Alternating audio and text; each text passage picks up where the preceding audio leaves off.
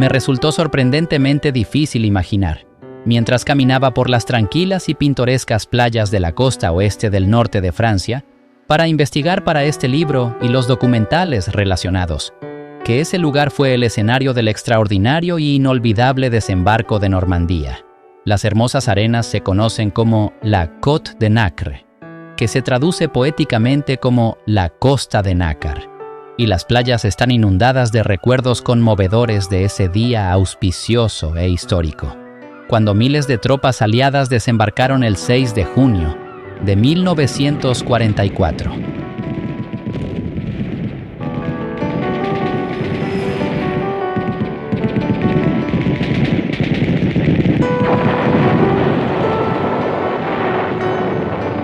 Los acontecimientos que tuvieron lugar allí se conmemoran como el Día D, y sin duda esta invasión audazmente, heroica y en última instancia, liberadora marcó el principio del fin de la Segunda Guerra Mundial.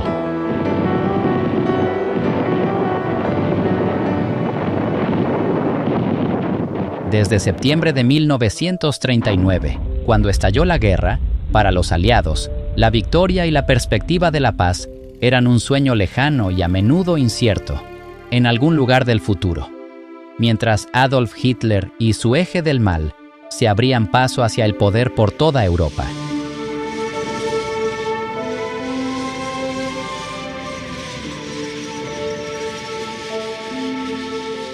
Pero en 1942, la niebla de la duda había comenzado a disiparse lentamente, y la visión de un mundo libre de la tiranía comenzó a surgir. Y aunque hasta el día D, la guerra aún podría haber girado a favor de Hitler, a medida que se realizaban los preparativos, la fortuna parecía haber sonreído a los aliados durante algún tiempo, primero en el norte de África y luego a través del Mediterráneo hacia Italia. Antes de El Alamein, nunca tuvimos una victoria. Después de El Alamein, nunca tuvimos una derrota. El primer ministro Winston Churchill pronunció estas palabras después de que el octavo ejército británico triunfara contra Erwin Rommel en la segunda batalla de El Alamein. Los aliados por fin avanzaban, y aunque aún quedaban meses y años de conflicto por delante, la marea definitivamente estaba cambiando a su favor. Ahora bien, aunque los acontecimientos del norte de África se han tratado en detalle en capítulos anteriores, vale la pena dedicar un momento a echar una breve mirada atrás, ya que los protagonistas clave de los desembarcos del día D ya estaban surgiendo. Esto nos brinda la oportunidad de descubrir un poco más sobre los antecedentes de los extraordinarios héroes de la Operación Overlord, quienes desempeñaron papeles tan clave en los desembarcos de Normandía. La primera batalla de El Alamein había estado lejos de ser decisiva. Las fuerzas aliadas combatieron contra los alemanes del 1 al 27 de julio de 1942, con un resultado de empate que costó unas 13.000 bajas aliadas. Aunque esto distaba mucho de ser ideal, los británicos lograron capturar a 7.000 prisioneros y perjudicar la campaña de Hitler en el norte de África. Los planes de Rommel de avanzar hacia Alejandría y luego hacia El Cairo se estancaron, y este punto muerto también impidió que Alemania tomara el control del Canal de Suez y de muchos yacimientos petrolíferos de Oriente Medio, lo que habría tenido graves consecuencias para los aliados.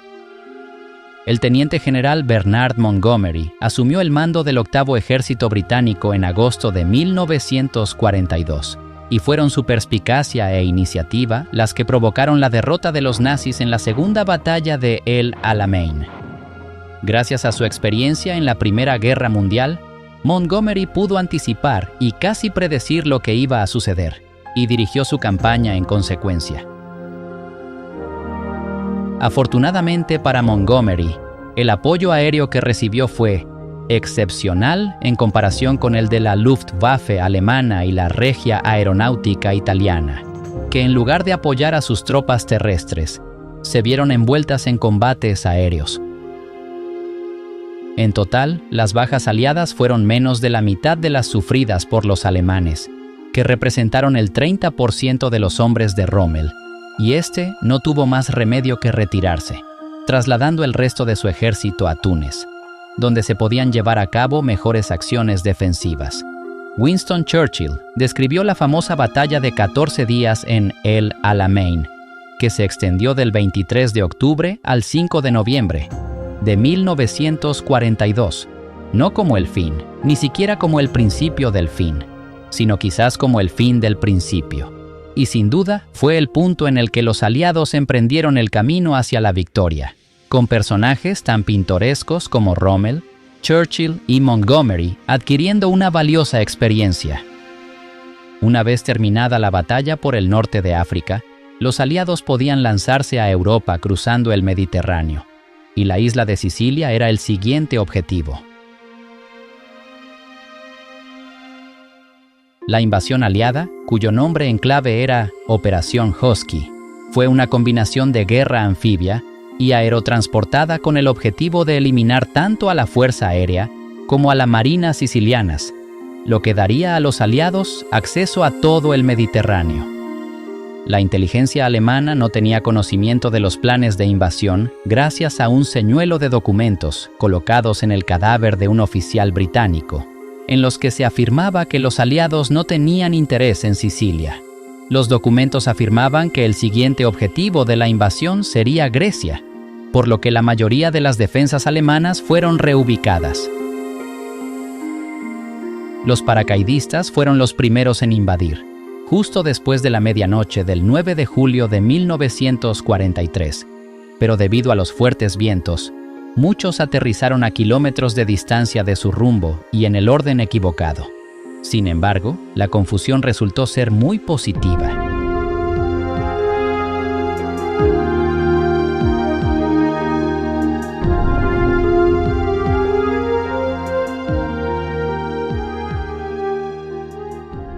Cuando comenzaron los desembarcos en las playas, los aliados se enfrentaron a muy poca oposición, pero para el 13 de julio la resistencia había aumentado y las pérdidas y bajas comenzaron a escalar.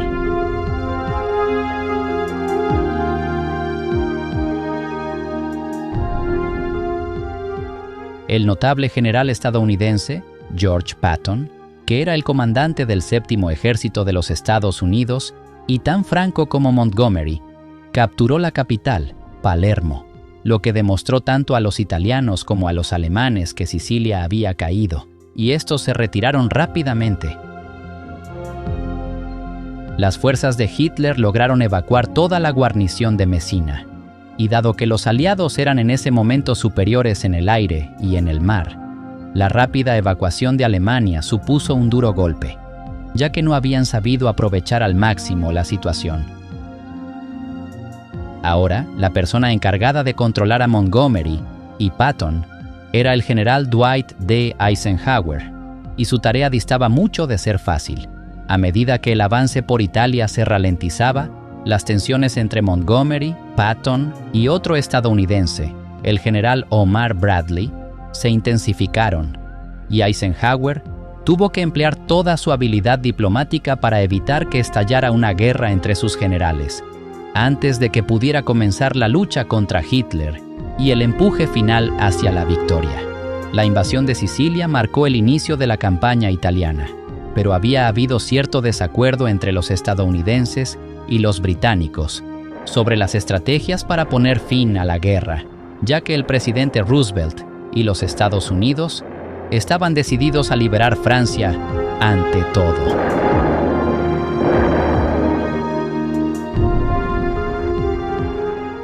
Sin embargo, Winston Churchill creía que había que ocuparse de Italia y sacarla de la guerra lo antes posible.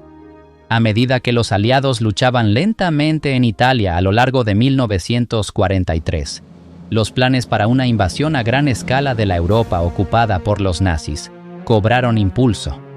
Los rusos, que se mantenían firmes contra Hitler en el este, asistieron a la conferencia de Teherán junto con los británicos y los estadounidenses, reuniendo a Joseph Stalin, Winston Churchill y Franklin D. Roosevelt. por primera vez, desde que los soviéticos se habían sumado a la operación aliada. Había llegado el momento de poner en marcha la estrategia definitiva para derrotar a Adolf Hitler, comenzando con la invasión de Francia, cuyo nombre en clave era Operación Overlord, y Dwight D. Eisenhower fue una vez más el hombre elegido para asumir el mando como comandante supremo. Necesitaría recurrir a la experiencia de personas como Montgomery y Patton para que la misión tuviera éxito, uniendo a las diversas personalidades. Y dado que se seleccionaron las playas de Normandía como el lugar donde tendrían lugar los desembarcos del día D, había mucho por hacer en poco tiempo.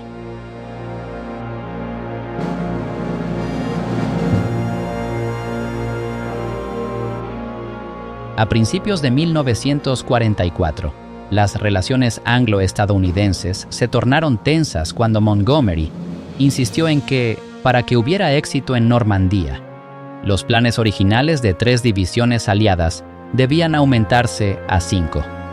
Esto sin duda reduciría los planes estadounidenses de que la Operación Anvil desempeñara un papel importante en la invasión. Eisenhower estaba interesado en crear una distracción con un ejército procedente del Mediterráneo que desembarcara en la Costa Azul, en el sur de Francia. Pero Churchill y los británicos se oponían firmemente a ello y consideraban que, si se concentraban los recursos en Italia, Roma caería antes en manos de los aliados. Churchill incluso escribió al presidente Roosevelt pidiéndole que muchos de los buques de desembarco de tanques, más conocidos como LST, se transfirieran de la Operación Anvil a la Operación Overlord. Esta disputa continuó durante algún tiempo hasta que los acontecimientos de finales de abril de 1944 sacaron el asunto de las manos de los aliados, y así comienza en serio nuestra historia del día D. La preparación sería clave para que la invasión de Normandía tuviera éxito, y la zona de playas de desembarco, de unos 80 kilómetros de extensión, tendrían que dividirse en secciones para poder establecer rápidamente una cabeza de playa con puertos adecuados, lo que permitiría a los aliados acceder rápidamente al corazón de la Francia ocupada. Se decidió que las divisiones del ejército estadounidense desembarcarían más cerca de Cherburgo, en las playas con los nombres en clave de Utah y Omaha, mientras que los británicos y los canadienses desembarcarían en las playas Gold, Juno y Sword, a lo largo del tramo de costa que conduce a Caen. Los ensayos para la invasión eran vitales, y los estadounidenses, que debían desembarcar en la playa de Utah, participaron en una misión de práctica con el nombre en clave de Ejercicio Tigre.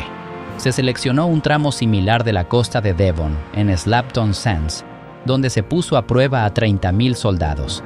Pero entonces ocurrió una catástrofe. Las lanchas rápidas alemanas de Cherburgo atacaron y torpedeaban 5 buques de desembarco de tanques, lo que asestó un duro golpe tanto a la Operación Overlord como a la Operación Anvil. Al comienzo de la guerra, Churchill había solicitado que se construyeran grandes buques capaces de desembarcar en una playa un gran número de los tanques más pesados en cualquier condición climática, y los LST sin duda cumplieron con eso.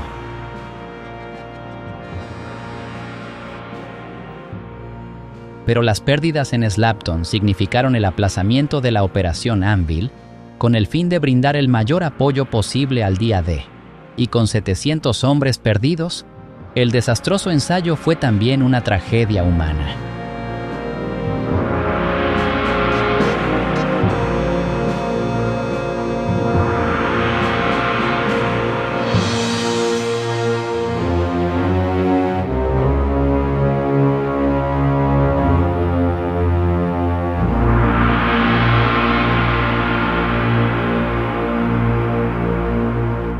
Aún así, a medida que el día D se acercaba, ejercicios como el Tiger seguían siendo una necesidad, a pesar de los peligros. Debido a la enorme magnitud de la operación, existía una gran disparidad en la experiencia y el nivel de entrenamiento entre los diversos soldados, marineros y aviadores convocados para el día D. Aparte de aquellos que habían combatido en las campañas del norte de África e Italia, Muchas de las divisiones estadounidenses eran enviadas directamente desde los Estados Unidos y solo podrían participar en unas pocas semanas de entrenamiento intensivo en suelo británico. Sin duda, la Fuerza Aérea, la Marina y los regimientos de asalto tendrían que practicar de manera eficaz y cooperativa para que el día D tuviera un resultado exitoso. Para que las tropas estuvieran lo más preparadas posible, había que encontrar un terreno que se asemejara a las 5 playas de desembarco de Normandía, y junto con Slapton Sands, también se seleccionaron la península de Gower, la península de Tarbat, Culbin Sands y la bahía de Burkhead. Dado que estos lugares se utilizaban con fines de entrenamiento militar, fue necesario evacuar rápidamente todos los pueblos, granjas y comunidades rurales. Cientos de personas de cada localidad tuvieron que abandonar sus hogares a medida que más tropas aliadas de todo el mundo se reunían en Gran Bretaña, listas para invadir Francia.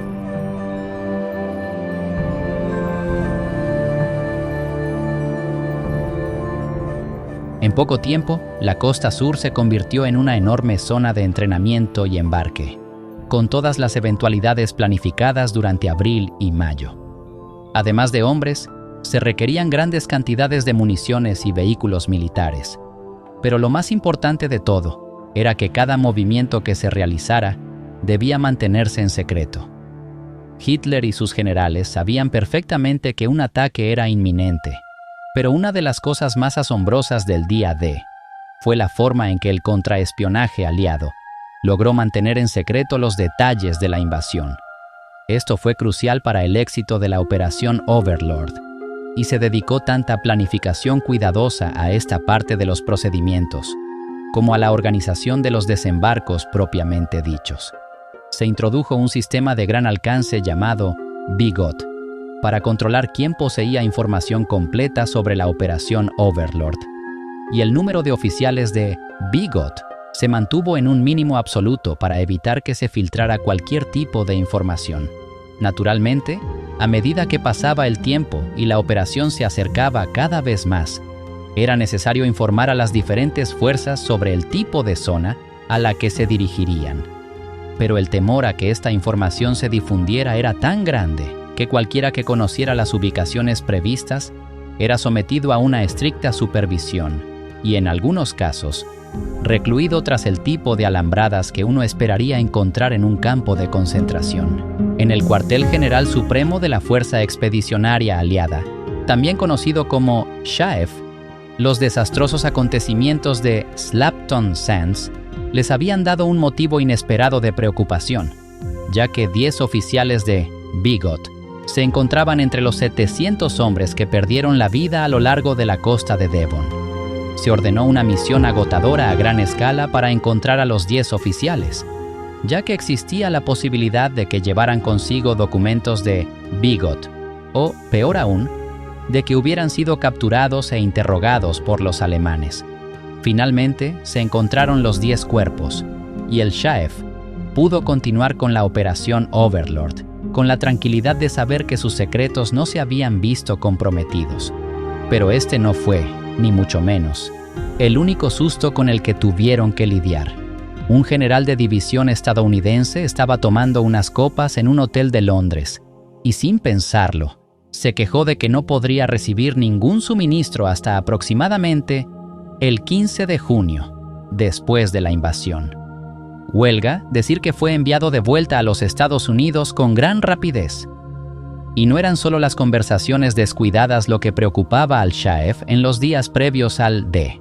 Una repentina ráfaga de viento se llevó 12 copias de documentos BIGOT de una oficina de Whitehall, y los oficiales de seguridad tuvieron que arriesgarlo todo para esquivar el tráfico y poder recoger cada una de ellas. Luego, como si el clima no hubiera sido suficiente con lo que lidiar, una coincidencia preocupante pareció surgir en los 33 días previos al día D. Palabras relacionadas con la operación aparecieron como respuestas a pistas de crucigramas en el periódico Daily Telegraph. Aparecieron los nombres de las playas de desembarco, Utah y Omaha, al igual que Neptune, que era el nombre en clave de todas las operaciones navales involucradas, junto con Mulberry, los puertos artificiales que se planearon para las playas de Normandía. Pero lo más preocupante de todo fue la pista Big Wick, cuya respuesta era Overlord. Inmediatamente se detuvo para ser interrogado al maestro jubilado que había elaborado las pistas, ya que se sospechaba que era un espía nazi que estaba pasando información a los alemanes. Sin embargo, convenció al MI5 de su inocencia, y esto ha pasado a la historia como una de las coincidencias más extrañas de la Segunda Guerra Mundial. El Shaef tenía razón al ser tan cauteloso. El resultado de la guerra y miles de vidas dependían del secreto.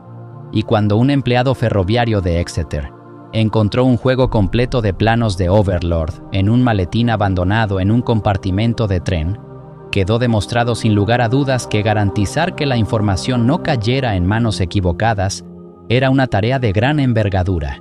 Sin embargo, mantener en secreto los planes de invasión era solo una parte del proceso.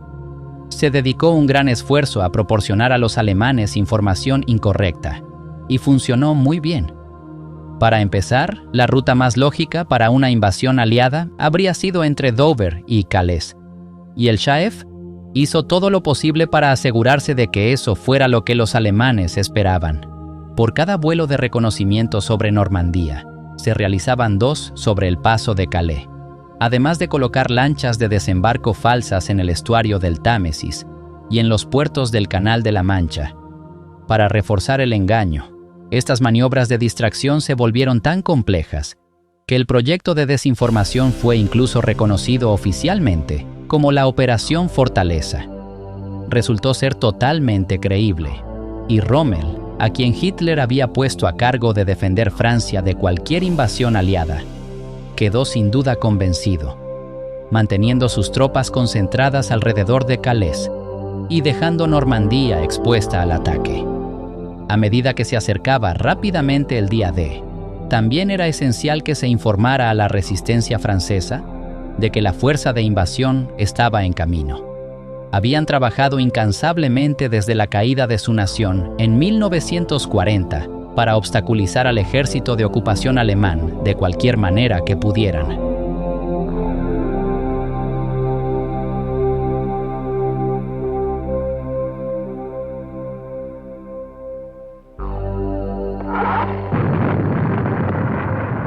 Hello, forces. Once again, this is Joan Griffith saying... En consecuencia, la BBC transmitió 2 mensajes codificados, el 1 y luego el 5 de junio, los largos sollozos de los violines del otoño, seguidos de herir mi corazón con una languidez monótona. Lejos de ser un secreto, el jefe de la inteligencia alemana había sido advertido del significado de estas extrañas palabras, pero cuando se le informó a Rommel, le pareció absurdo que los aliados anunciaran sus planes de operación por radio, y lo descartó como parte de una elaborada estrategia de desinformación.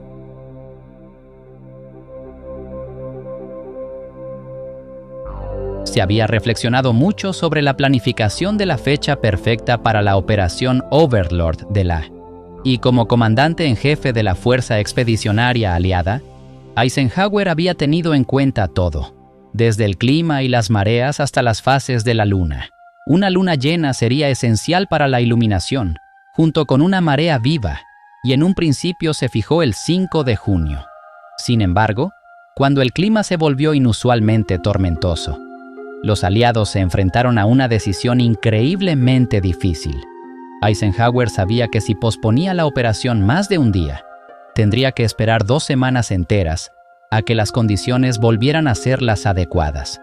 Ya había habido tantos sustos, ¿y quién podía asegurar que sería posible mantener sus planes en secreto ante los alemanes durante otras 2 semanas? Imagen 56A.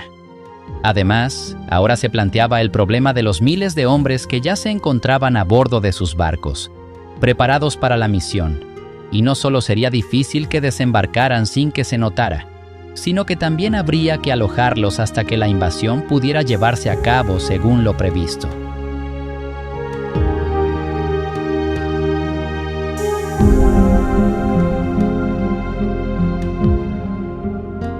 Sin embargo, Eisenhower tenía la opción de posponerla hasta el día siguiente, cuando el pronóstico del tiempo, aunque seguía siendo pésimo, era ligeramente más prometedor. Fue una decisión muy arriesgada, pero para todos los involucrados valía sin duda la pena correr el riesgo, aunque la travesía por mar distara mucho de ser agradable para las tropas. Para aliviar el mareo, se había aconsejado a los soldados que masticaran chicle, pero con el tiempo espantoso que hizo al amanecer del 6 de junio, eso sirvió de poco.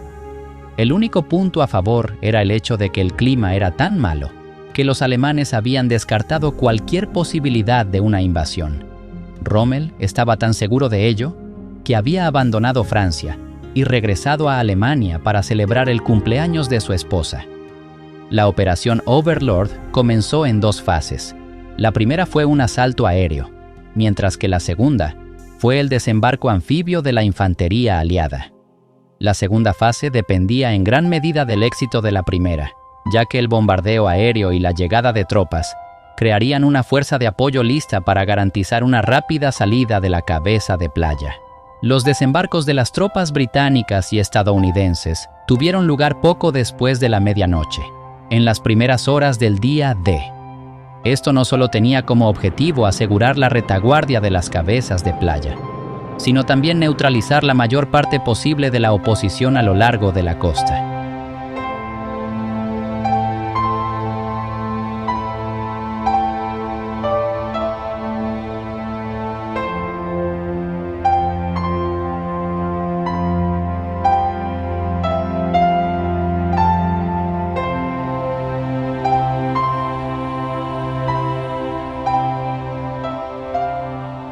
Era estratégicamente vital capturar 2 puentes al norte de la ciudad de Caen, en el extremo británico y canadiense de las playas de desembarco, ya que estos brindaban a los alemanes la oportunidad de atacar desde el interior.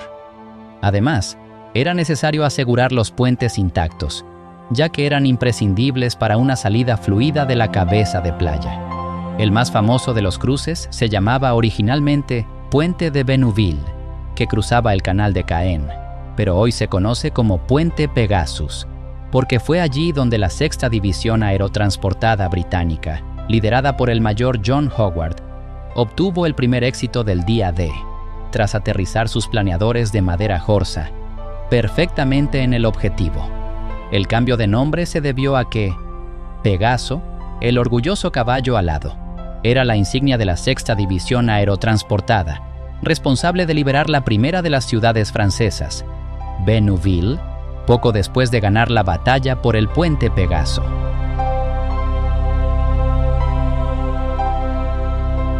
El ataque aerotransportado aliado continuó cuando aviones de la Fuerza Aérea de los Estados Unidos partieron del sur de Inglaterra para asegurar el perímetro noroeste y evitar cualquier contraataque alemán hacia el extremo de Cherburgo de las playas de desembarco.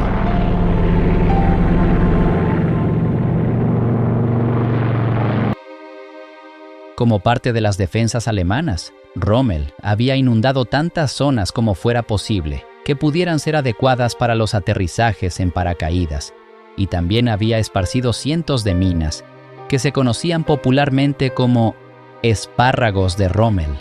Muy a menudo, aquellos que tuvieron la suerte de evitar los temidos espárragos se ahogaban bajo el peso de sus pesadas mochilas en los densos pantanos que Rommel había creado. Durante meses, los planificadores del día D tuvieron que esforzarse por encontrar las mejores playas de desembarco en Normandía, y la invasión debía comenzar en el tramo más occidental de la costa, Utah, que se extiende a lo largo de unas 3 millas y se encuentra entre Pupeville y la Madeleine, a medida que los barcos de tropas aliadas comenzaban a reunirse. El clima que había hecho el viaje tan incómodo para las tropas resultó ser extremadamente afortunado, ya que las lanchas rápidas alemanas, enviadas desde Cherburgo, tuvieron que regresar al puerto. Esto le dio a las 30.000 tropas estadounidenses y a los 3.500 vehículos que estaban en posición a las 2 de la madrugada y listos para luchar al amanecer, un camino casi despejado hacia la zona. Las fuerzas aerotransportadas, a pesar de que muchas de ellas aterrizaron fuera de curso, también habían desempeñado su papel, y una de las películas más conocidas sobre los desembarcos de Normandía, El día más largo, de la década de 1960, presenta estos primeros acontecimientos y una historia en particular. A poca distancia de la playa de Utah, se encuentra la encantadora localidad de Sainte-Mère-Église. En las primeras horas del día D, 13,000 paracaidistas saltaron desde el cielo. Uno de ellos, el soldado John Steele, quien ha pasado a la historia como consecuencia de su desafortunado aterrizaje. El paracaídas de Steele se enredó en el delicado campanario de la imponente iglesia de Le Pen, dejándolo colgado e indefenso. Durante 2 horas logró mantenerse colgado sin fuerzas, fingiendo estar muerto, pero los alemanes finalmente detectaron el movimiento y lo tomaron prisionero. Un maniquí de paracaidista sigue colgado del campanario hasta el día de hoy, como un recordatorio de la increíble valentía de tantos militares aliados que lo dieron todo para liberar a Francia. Pero algunas de las tropas que participaron en la lucha por el control de la playa de Utah tuvieron mucha más suerte que el soldado Steele.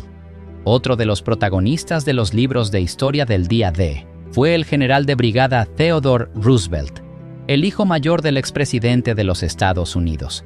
A pesar de tener 57 años, como comandante de división solicitó que se le permitiera dirigir a sus hombres en el desembarco en persona, y aunque se le desaconsejó tal acción, se le concedió permiso y desembarcó en la playa con sus tropas. Sin embargo, debido a la fuerte corriente y a la enorme cantidad de humo causada por el asalto inicial, la infantería de Roosevelt desembarcó a 1 milla de su rumbo, para enfrentarse solo a un puñado de soldados alemanes que poco podían hacer para defenderse de este inesperado avance aliado. Es famosa la cita de Roosevelt, cuando le informaron del error, en la que dijo: «Comenzaremos la guerra desde aquí», lo cual hizo de inmediato, liderando el avance hacia el interior. Irónicamente, la parte de la playa donde se suponía que las tropas debían haber desembarcado estaba fuertemente defendida, y se habrían perdido muchas más vidas si las cosas hubieran salido según lo planeado. Sin duda, Roosevelt aprovechó al máximo la situación, y su rapidez mental y su intelecto estratégico le valieron la medalla de honor. El exitoso desembarco en Utah fue mejor de lo que Eisenhower podría haber esperado, especialmente porque solo hubo 197 bajas aliadas, y solo se perdieron 4 de los 32 tanques enviados a tierra. Estas cifras fueron un mérito de la habilidad y el coraje de todos los que participaron en los desembarcos, con la ventaja añadida de que la suerte definitivamente jugó su papel. Sin embargo, las fuerzas aerotransportadas pagaron un precio mucho más alto, ya que el costo real de tomar el control de la playa de Utah recayó sobre los numerosos paracaidistas que murieron o fueron capturados. Estuvieron despejando las salidas durante 5 horas antes de los desembarcos en Utah, y causando suficiente confusión como para impedir un contraataque alemán. Desafortunadamente, al final de la ofensiva, la 101ª División Aerotransportada había perdido el 40% de su fuerza de combate, lo que, sumado a los hombres que también se perdieron en la tragedia de Slapton Sands, significó que los estadounidenses sufrieron mucho más en Utah de lo que las cifras de bajas sugieren a primera vista. Hoy en día, la invasión de Utah es recordada por el comienzo tan positivo que le dio al día D, anunciando la liberación de Francia. Hay muchos monumentos que enorgullecen a lo largo de este tramo de playa tan significativo, y el popular Museo del Desembarco de Utah Beach es un lugar maravilloso para visitar, especialmente para aquellos que quieran conocer de primera mano los increíbles acontecimientos de aquella mañana de junio de 1944. Pero el triunfo relativamente sencillo en Utah no pudo haber sido más diferente de la desastrosa y muy sangrienta batalla que tuvo lugar en la vecina playa de Omaha. El objetivo era que las tropas estadounidenses aseguraran un tramo de 5 millas de costa que eventualmente se uniera con los desembarcos de las fuerzas británicas en Gold Beach, en el Ples. Pero justo cuando todo salía a favor de quienes desembarcaban en Utah, ocurrió exactamente lo contrario para los destinados a Omaha. Para empezar, las dificultades de navegación debido al clima jugaron en contra de la fuerza de invasión, colocándola directamente en la línea de fuego de la muy experimentada 352ª División Alemana, que casualmente se encontraba realizando un ejercicio de entrenamiento en la zona. En esta etapa tardía de la guerra, con tantas tropas de Hitler comprometidas en el frente oriental luchando contra los rusos, muchas de las tropas que defendían la costa francesa habrían sido, de otro modo, reclutas adolescentes. Foto 57. Además de la mala suerte de encontrarse con una posición fuertemente defendida, un error en el desembarco tuvo consecuencias aún más desastrosas cuando 29 tanques fueron liberados de sus lanchas de desembarco demasiado pronto, lo que provocó que 27 de estos vehículos de apoyo esenciales, junto con sus tripulaciones, se hundieran, dejando a los hombres que gritaban en la orilla aún más vulnerables al fuego enemigo. Es difícil comprender cómo debió de ser, sobre todo si se observa la tranquila playa de hoy, pero este vívido relato de un testigo ocular no nos deja ninguna duda de lo horrible que debió de volverse rápidamente la escena. A los 10 minutos de que se bajaran las rampas, la compañía A se había quedado inerte, sin liderazgo y casi incapaz de actuar. Todos los oficiales y sargentos habían muerto o resultado heridos. Se había convertido en una lucha por la supervivencia y el rescate. Los hombres en el agua empujaban a los heridos hacia la orilla por delante de ellos, y los que habían llegado a la arena se arrastraban de vuelta al agua tirando de otros para llevarlos a tierra y salvarlos de ahogarse. En muchos casos, solo para ver cómo los hombres rescatados resultaban heridos de nuevo o para ser alcanzados ellos mismos. A los 20 minutos de llegar a la playa, la compañía A había dejado de ser una compañía de asalto y se había convertido en un pequeño y desamparado grupo de rescate, empeñado en sobrevivir y salvar vidas. Aún así, el espíritu de lucha de esos valientes estadounidenses se hizo patente, y a medida que las compañías que se habían separado se reagrupaban, mientras los rangos inferiores daban un paso al frente para sustituir a sus comandantes caídos, se avanzaba de forma lenta pero segura.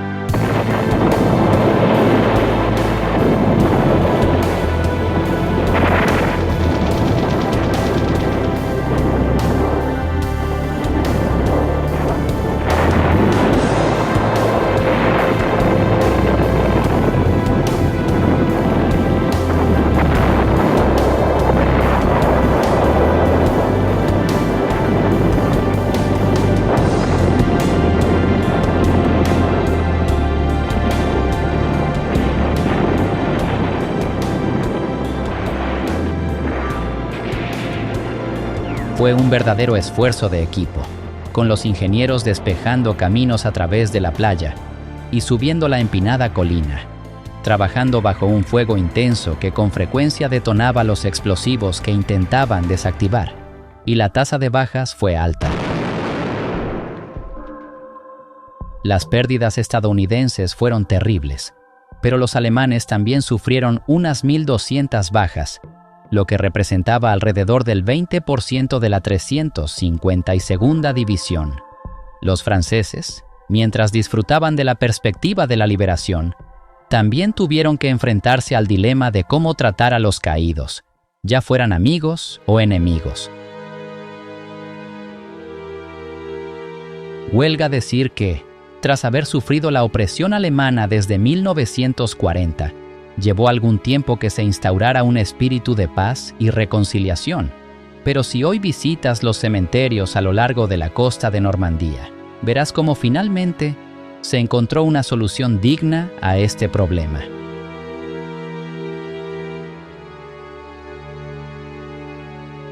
En La Cambe, el cementerio alemán, yacen bajo tierra más de 21.000 soldados, la mayoría de los cuales cayeron entre el día D y el 20 de agosto de 1944.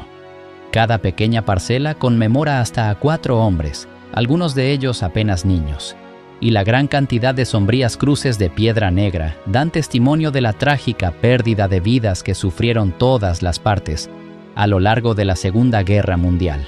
El cementerio está gestionado hoy en día por la Comisión Alemana de Tumbas de Guerra, y se terminó de construir en 1961. Pero desde entonces cualquier resto mortal alemán encontrado del conflicto es traído aquí, a la Cambe, para descansar en paz.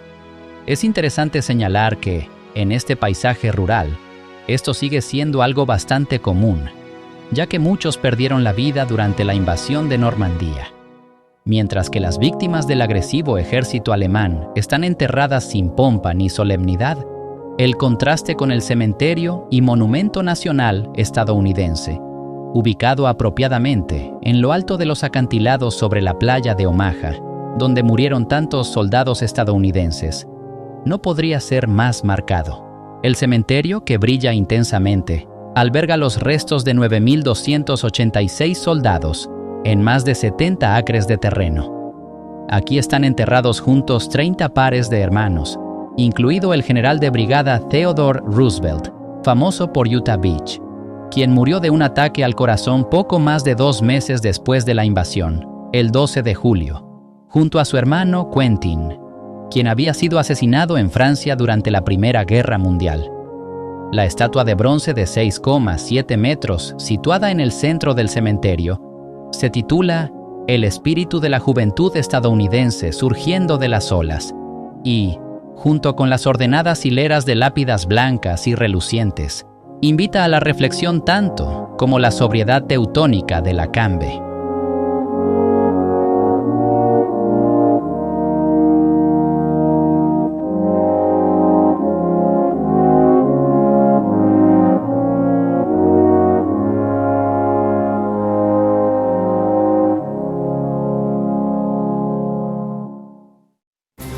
Además de encargarse de tomar las playas de Utah y Omaha, a los estadounidenses también se les asignó la tarea de atacar Point du Hoc, un promontorio estratégico bajo control alemán.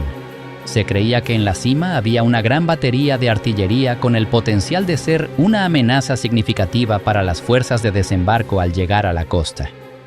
El plan consistía en que el segundo batallón de Rangers desembarcara al pie del acantilado de 30 metros de altura de Point du Hoc y trepara hasta la cima, donde destruirían la batería de artillería que tenía las playas de Omaha y Utah dentro de su alcance de fuego.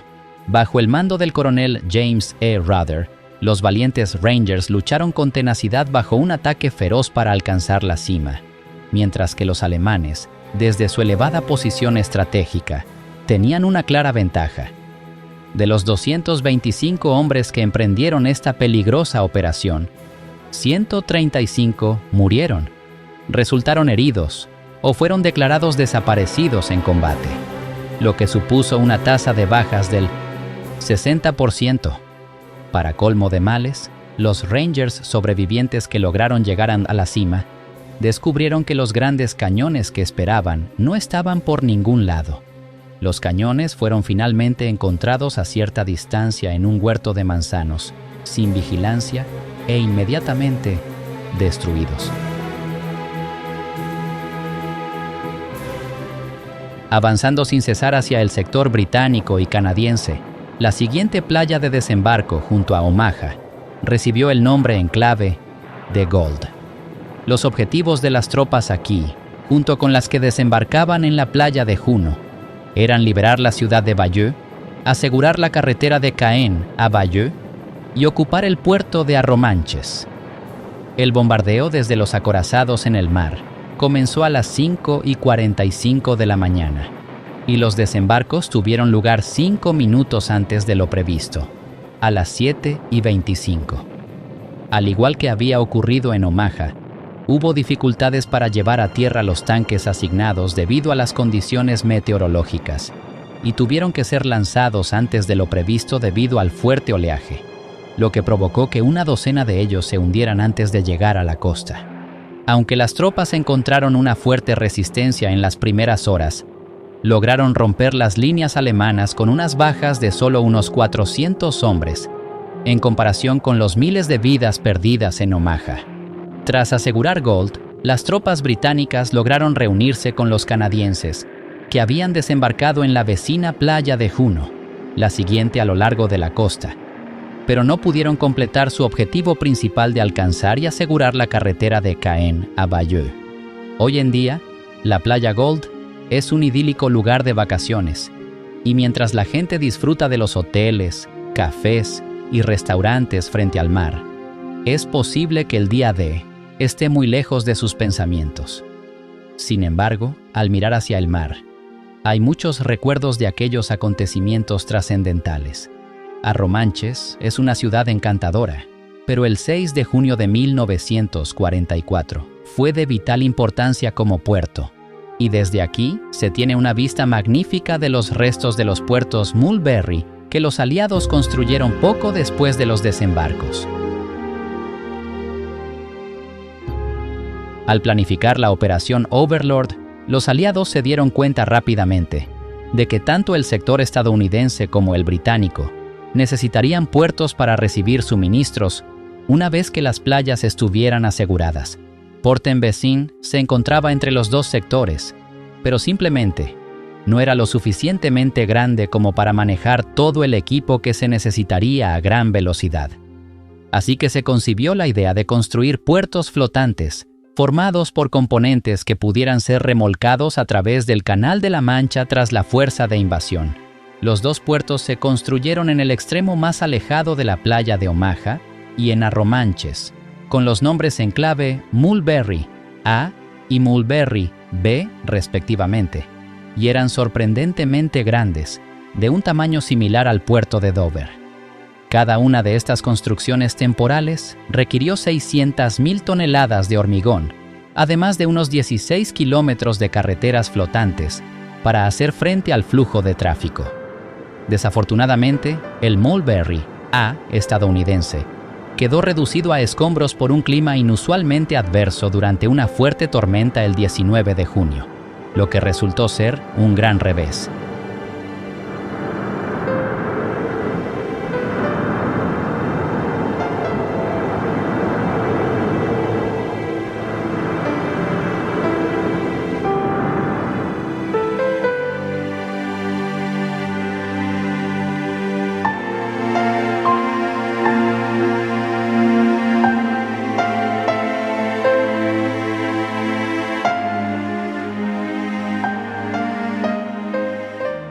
Por suerte, el Mulberry Ven B de Arromanches permaneció intacto a pesar de las terribles condiciones, y son los restos de esta increíble construcción los que aún hoy se pueden ver a lo largo de la costa.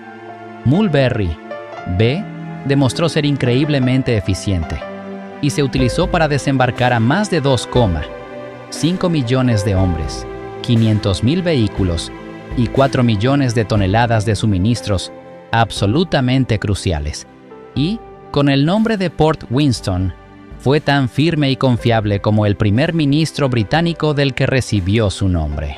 Volviendo a las playas de la invasión, nuestra siguiente parada es Juno, y aquí es donde se grabaron algunas de las imágenes más increíbles del 6 de junio de 1944. Curiosamente, había alrededor de 50 equipos de filmación registrando todos los desembarcos del día D, lo cual es una cifra asombrosa, especialmente porque enfrentaban exactamente los mismos peligros que las tropas que estaban filmando. En Juno, los soldados de la Tercera División canadiense habían sido seleccionados para avanzar hacia uno de los tramos más fuertemente defendidos de la costa de Normandía. El bombardeo previo de esta zona fue de poca ayuda para las tropas, ya que la Fuerza Aérea no había logrado causar daños significativos, y el ataque naval avanzado, que duró 1 hora y media, solo destruyó un pequeño porcentaje de los búnkeres alemanes. No obstante, aproximadamente 1 hora después del desembarco, los canadienses habían despejado la línea costera alemana, pero habían sufrido numerosas bajas. Sin embargo, al caer la tarde, ya habían avanzado varios kilómetros tierra adentro y habían asegurado la ciudad de Saint-Aubin-sur-Mer. El asalto aliado final tuvo lugar en la playa de Sword, tras el de Juno. Sword era la más oriental de todas las playas y se encontraba a solo unos kilómetros de Caen, por lo que asegurar esta ciudad clave era un objetivo primordial para la colaboración de la Tercera División de Infantería Británica y la 27ª Brigada Blindada que desembarcaron aquí. A diferencia de las playas de Omaha y Gold, aunque estaba fuertemente minada. La resistencia en la playa fue mínima. Sin embargo, la zona de desembarco relativamente pequeña y concentrada, combinada con la rápida subida de la marea, hizo que la operación se volviera muy peligrosa a medida que miles de hombres y equipos llegaban a la costa. A medida que las tropas avanzaban hacia el interior, la resistencia se hizo más fuerte, y no pasó mucho tiempo antes de que la 21ª División Panzer alemana fuera enviada a Sword desde Caen, y los aliados tardaron hasta la noche en neutralizarlos. Sin embargo, este conflicto cada vez más intenso hizo que no se pudiera llegar a Caen como estaba planeado, y los dos grupos de infantería aliada quedaron estancados en las afueras de la ciudad. Puede que este no haya sido el desembarco más sencillo, pero el espíritu indomable de los aliados que avanzaban era inconfundible, ya que todos y cada uno de ellos desempeñaron su papel en la liberación de Francia. Una de las historias más increíbles que se cuentan sobre los acontecimientos en la playa de Sword es la del gaitero Bill Millin, del primer servicio especial de Lord Lovat. Al salir de la lancha de desembarco, con el agua hasta la cintura, comenzó a tocar su propia versión de Highland Laddie. A medida que la playa se llenaba de los cuerpos de los caídos, en medio de todo el humo y la confusión, el gaitero Millin siguió tocando. De hecho, se dice que tocó la gaita durante todo el trayecto desde la playa de Sword hasta el puente Pegasus, donde los hombres de Lord Lovat se unieron a las tropas británicas que habían sido las primeras en desembarcar en Francia el día D. Hubo muchas historias de heroísmo increíble, a medida que, en los días de junio de 1944, la Operación Overland avanzaba hacia el corazón mismo de Francia, mientras ésta era liberada de la tiranía de Hitler. Contra todo pronóstico, al final del día D, 130.000 soldados aliados habían ocupado el tramo de costa entre Cherburgo y Caen, antes incluso de que los generales de Hitler se dieran cuenta de lo que estaba pasando. Las bajas habían sido significativas para los aliados. Solo en la playa de Omaha, 3.000 valientes estadounidenses habían perdido la vida, pero el fin de la guerra estaba ahora definitivamente a la vista. Hitler estaba lejos de haber terminado, pero las posibilidades de una victoria alemana se desvanecían rápidamente, a medida que junio de 1944 llegaba a su fin.